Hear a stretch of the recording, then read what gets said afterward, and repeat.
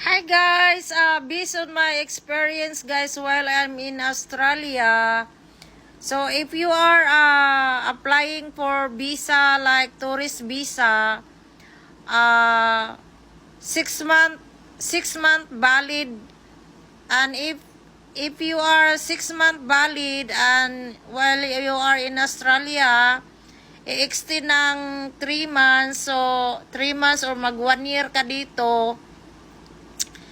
If you are staying 1 year as a visitor, so you need to go back to your country. You need to go back to Philippines or wherever your country, Asian country. And babalik ka naman dito pag nag-apply ka ng immigrant visa. So, yung immigrant visa, ang result niyan, pwede ka na mag-study, pwede ka nang mag-work, pwede ka nang maghintay ng 1 year bago ka mag-apply ng residence visa na hihintayin mo na mag 2 years ka dito, so may PR ka na. So aside from the applying the citizenship, you need to stay here for 4 years and a half na hindi ka talaga mag-exit, walang uwi-uwi, na yun ang requirement sa immigration pag nag-apply ka ng citizen. So, kailangan pag nag-apply ka ng citizen, lahat ng mga documents mo, mga valid ID, mga passport, mga documents sa marriage nyo, sa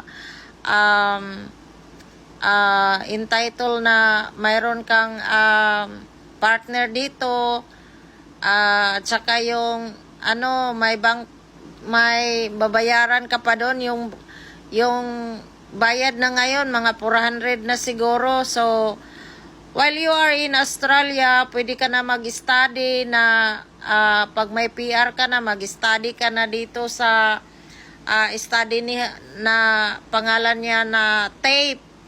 So yung TAFE, nagbibigay yan ng libre sa mga immigrant visa.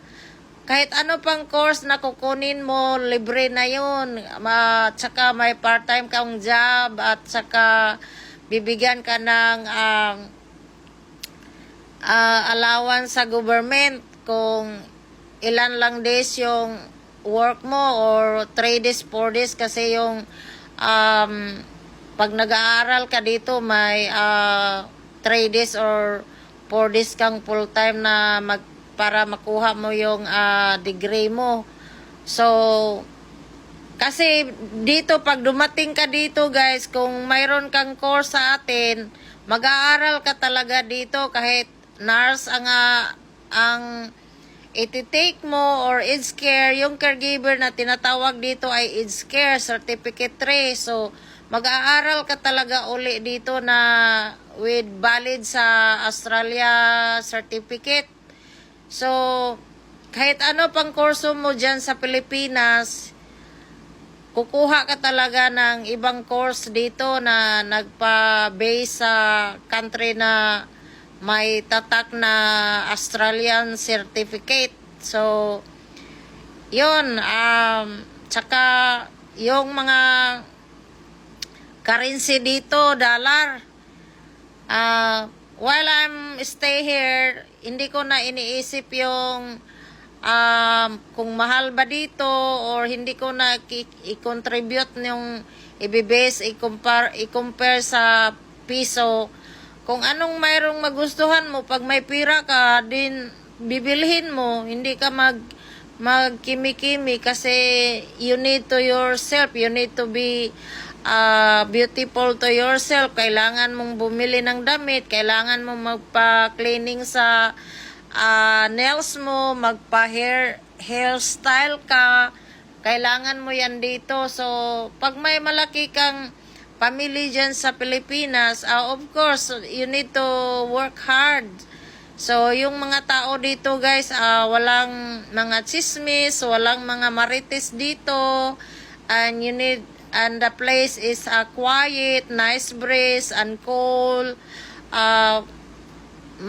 Matahimik ang lugar. It's a beautiful